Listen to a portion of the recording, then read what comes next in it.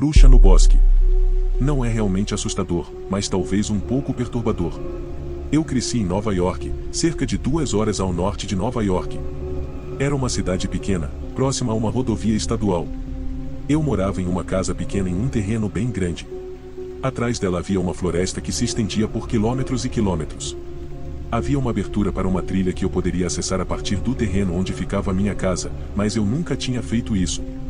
Minha avó costumava ficar conosco com frequência. Todo ano, mais ou menos na mesma época, algum tipo de fungo ou algo semelhante crescia em nosso terreno.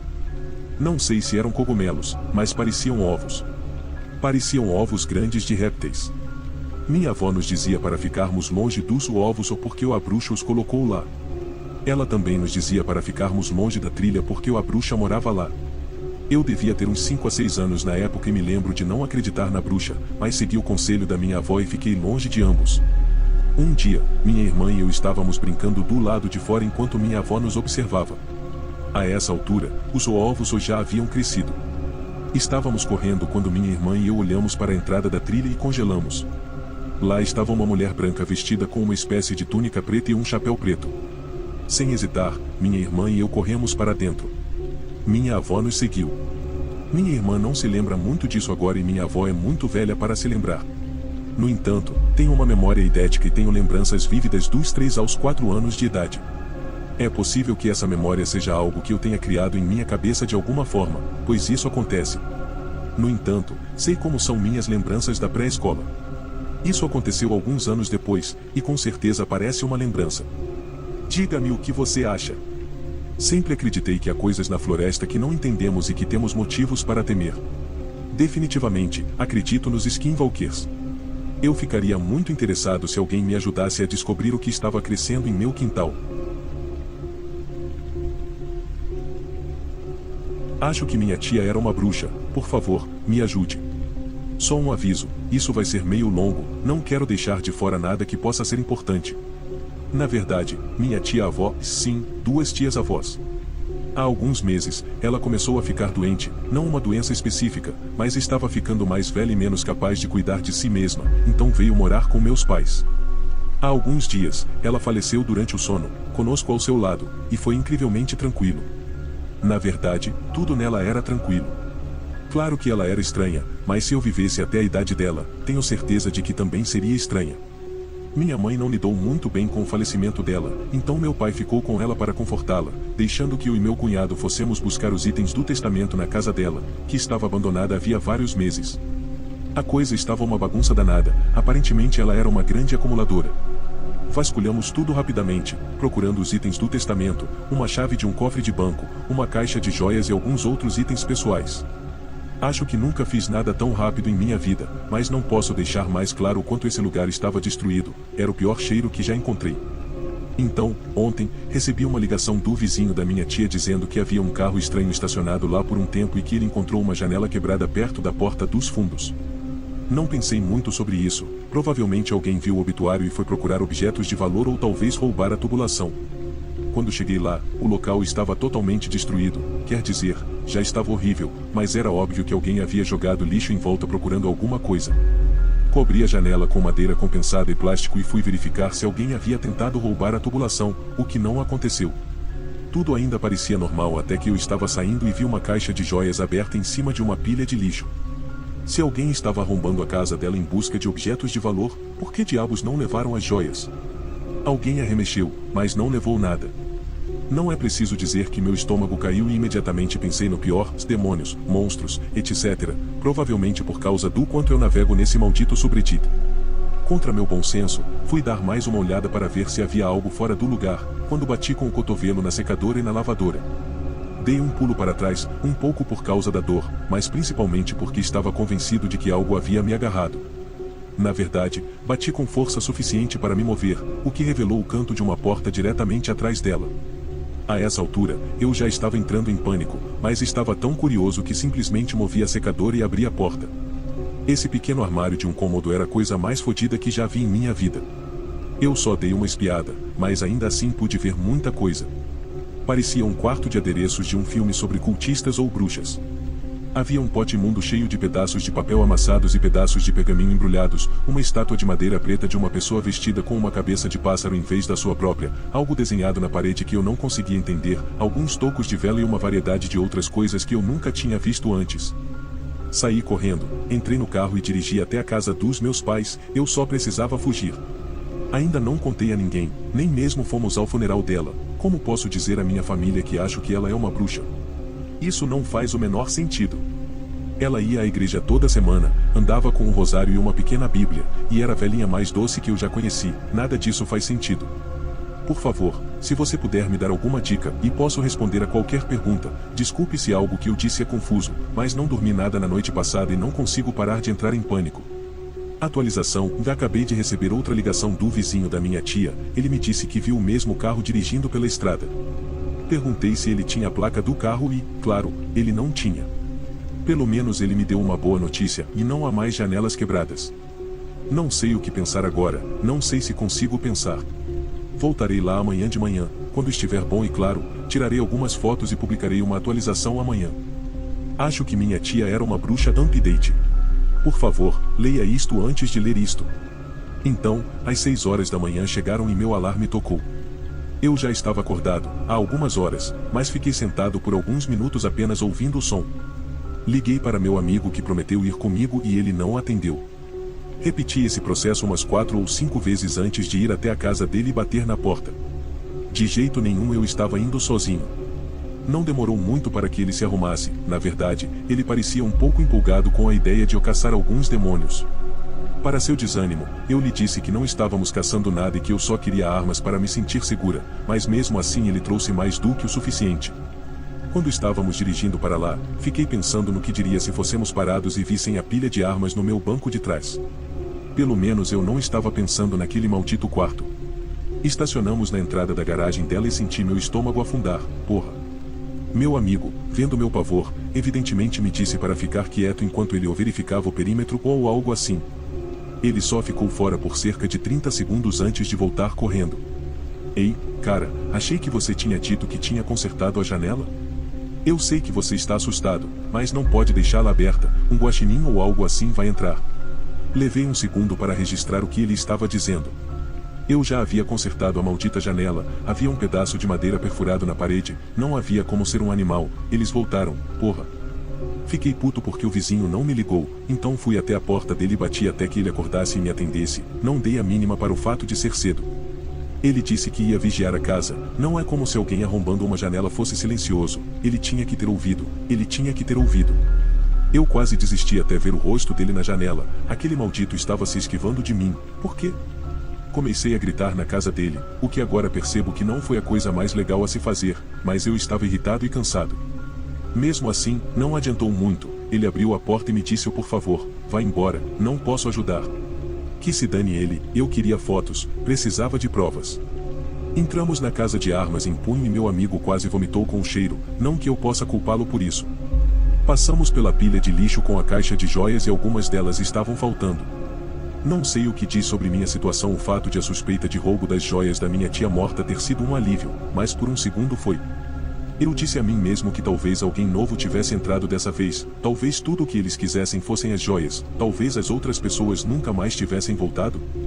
Bem, o que quer que fosse, durou pouco. Voltamos para o porão, onde encontrei a sala das bruxas e a máquina de lavar foi movida para trás. Da última vez que estive lá, saí em pânico e não a coloquei de volta. Joguei a arma no chão, derrubei a máquina de lavar e verifiquei o interior, vazio. Completamente vazio, nem uma única coisa naquele cômodo inteiro. Tirei uma foto da área geral como prêmio de consolação, acho. Provavelmente deveria ter tirado uma foto do quarto real, vazio ou não, mas não estava pensando. Deixei meu amigo em casa, tomei uma xícara de café que tinha gosto de mijo e liguei para ele novamente para perguntar se eu poderia dormir no sofá dele, como mencionei na edição. Estou uma bagunça e não queria ficar perto da minha família agora, quero deixá-los sofrer em paz, isso é tudo muito foda. O motivo pelo qual estou digitando isso agora, em vez de dormir, é que fui acordado por uma ligação telefônica. Quando vi o número, percebi que se tratava de um gravador, pois o número era estranho.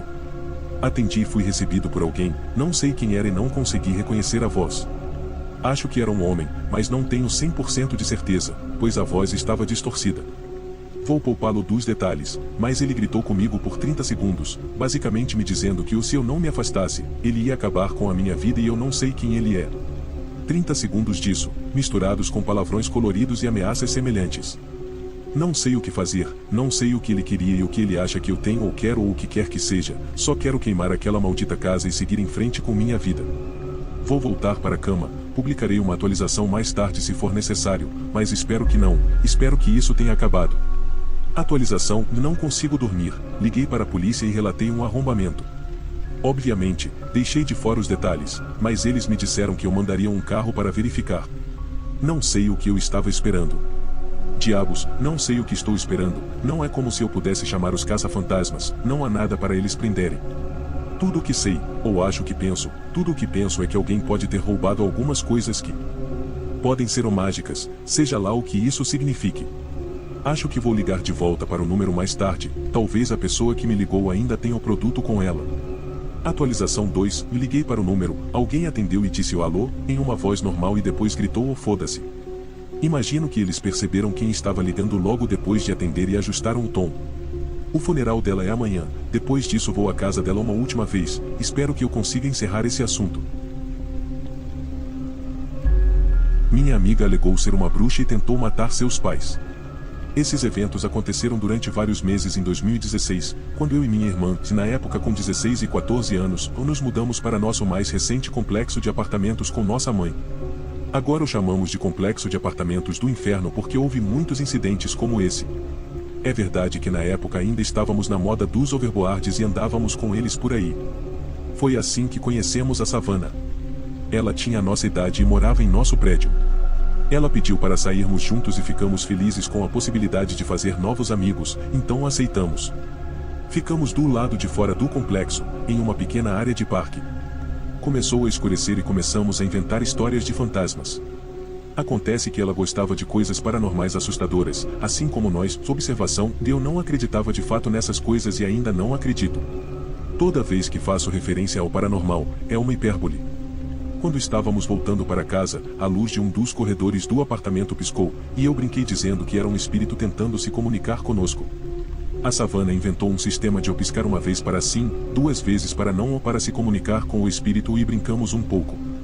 Achamos que era apenas diversão inofensiva. No dia seguinte, ela veio correndo até nós, animada. Ela nos informou que o espírito que havíamos encontrado na noite passada havia dito a ela que seu nome era Kira e que significava luz, então tudo fazia sentido agora. Perguntamos como ela sabia, e ela disse que voltou mais tarde naquela noite, sozinha, para falar com ele. Essa foi a primeira vez que nos ocorreu que ela poderia realmente acreditar nessas coisas. Nossa tia havia nos dado um velho tabuleiro Ouija de brincadeira no ano anterior, e achamos que Savannah poderia gostar dele. Savannah se animou e disse que queria tentar falar com Kira. Então nos reunimos no corredor que ligava os apartamentos e colocamos nossas mãos no tabuleiro. Continuamos recebendo letras aleatórias que não faziam sentido, mas logo as perguntas de Savannah foram direcionadas a Kira. Sentimos que ela estava movendo a prancheta e a chamamos, mas ela ficou brava e disse que provaria. Ela tirou a mão da prancheta e ela não se moveu mais. Ela apenas bufou e insistiu que não era ela. Nas semanas seguintes, fizemos quase todas as coisas normais com ela. Mas ela continuava falando sobre os fantasmas e as tábuas Ouija, até que começamos a jogar novamente. Dessa vez, fomos apresentados a um novo fantasma, Eva. Sabíamos que era Savannah movendo a prancheta, mas estávamos curiosos sobre a história que ela estava criando, então a deixamos seguir adiante. Eva era um fantasma, ou melhor, um demônio, mais ou menos da nossa idade que queria se libertar de um demônio maior que o controlava. O nome desse demônio maior? Kira. Os pais de Savannah a chamaram para entrar e, convenientemente, Evan teve que ir também. Ele nos disse que nos protegeria contra o Kira, especialmente a Savannah. A Savannah comentou sobre a fofura da oferta dele. Alguns dias se passaram normalmente, mas então a Savannah voltou para nos contar que tem um namorado. Ficamos felizes por ela até ela nos dizer que o nome dele é Eva. Ficamos nos perguntando de que diabos ela está falando, e ela explica que, enquanto dormia na casa de outra amiga, algo havia puxado seu short enquanto ela dormia. Ela acordou e ouviu a voz de Eva. Então ele a visitou em seus sonhos e a pediu em namoro, ou algo assim. Ela aceitou. É claro que sabemos que ela inventou o Eva, então ficamos tipo, o que há de errado com você, e não falamos mais sobre a história do demônio. Agora, Savannah era extremamente possessiva com seus amigos. Quando nos via com outra pessoa, ela nos mandava mensagem sem parar perguntando por que não a havíamos convidado. Tentamos manter distância, mas ela morava no andar térreo e literalmente ficava olhando pela janela esperando que saíssemos. Ela se agarrava a nós. Não sabíamos muito sobre sua vida doméstica, mas ela sempre pareceu problemática. Ela tinha cicatrizes nos pulsos e falava sobre fugir de casa. Seus pais pareciam ser bons, embora bastante rígidos e religiosos. Continuamos a sair com ela porque estávamos preocupados, mas estávamos começando a nos sentir estranhos com isso. Pior, ela aparecia aleatoriamente com a mão estendida, dizendo que Eva estava segurando sua mão. Ela olhava para coisas aleatórias e ria quando ninguém estava falando porque Eva havia lhe contado uma piada. Certa vez, ela nos fez sentir sua bochecha, que supostamente estava quente por ter sido beijada por Eva. Não estava quente. Um dia, minha irmã e eu estávamos entediadas por ela estar falando com o Evan no tabuleiro Ouija. Ela ainda estava controlando tudo, e queríamos nos divertir um pouco. Mandei uma mensagem para minha mãe para que ela ligasse para o meu telefone de um número bloqueado e tocasse sons assustadores. Olhando para trás, essa foi uma das coisas mais estúpidas que fiz, mas na época foi apenas por diversão. Minha mãe fez a ligação e eu a coloquei no Viva Voz. A Savannah está adorando, especialmente quando minha mãe tocou uma trilha de um filme de terror sobre um fantasma. Minha mãe foi além e jogou uma banana da varanda do terceiro andar para que víssemos. Savannah disse que era um sinal de que Kira estava ganhando. Não tínhamos ideia do fogo que isso acenderia nela. Estávamos prestes a lhe dizer que era uma brincadeira, mas novamente sua mãe a chamou para dentro. Ela nos encontrou novamente no dia seguinte, e eu contei a brincadeira. Ela riu e disse que não havia como termos feito aquilo. Eu disse que não, minha mãe literalmente fez tudo isso. Bem, a Savannah contou à amiga sobre isso, que lhe disse que objetos amarelos, como a banana, eram um sinal do diabo e que vê-los significava que o diabo estava caçando você. Isso foi tudo o que ela falou por um tempo, mas como nada mais aconteceu, ela gradualmente esqueceu. As coisas voltaram ao normal por um tempo. Até que Autumn se mudou para lá.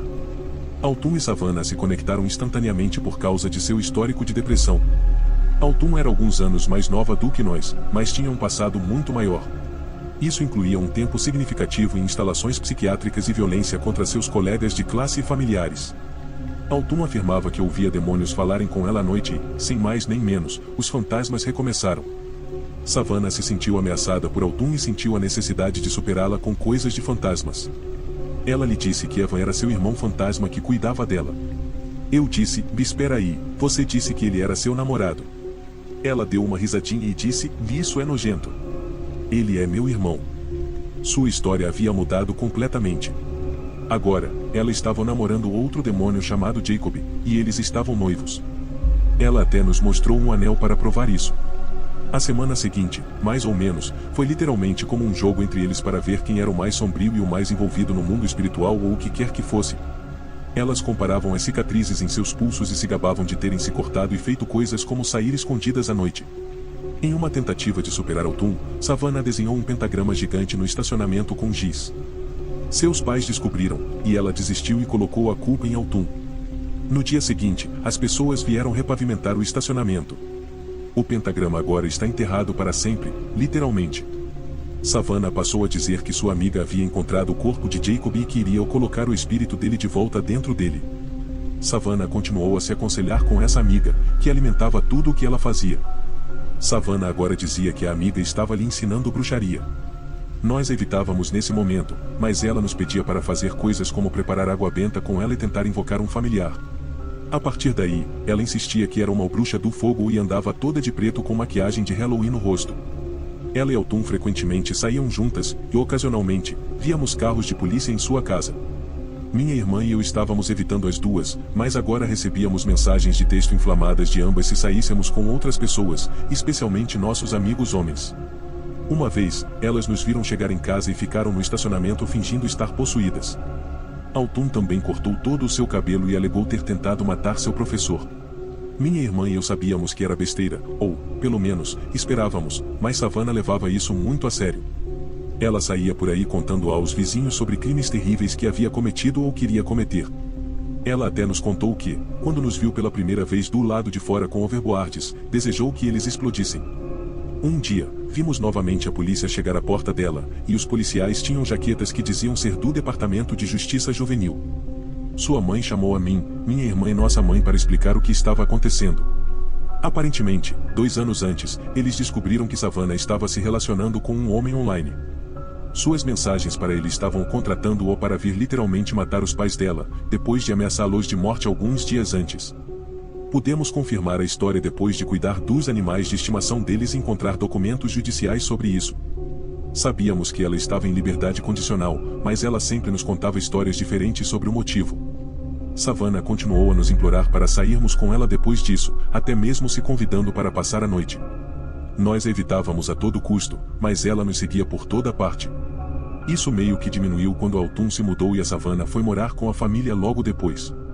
Desde então, ela começou a fazer horas de serviço em um estábulo de cavalos e se formou no ensino médio. Eu realmente espero que ela tenha se tornado mais feliz e mais estável. Autumn enviou uma mensagem à minha irmã há alguns meses, pedindo para ligar para a mãe dela para confirmar que ela estava conosco, se ela não estava, e mais tarde a vimos com um cara de 19 anos, se ela tem 14 agora. Eu, minha irmã e minha mãe também nos mudamos. Houve muitos incidentes naqueles apartamentos. Nossa nova casa é muito tranquila e pacífica. Mas para Savannah e Autumn, e nunca mais vamos nos encontrar.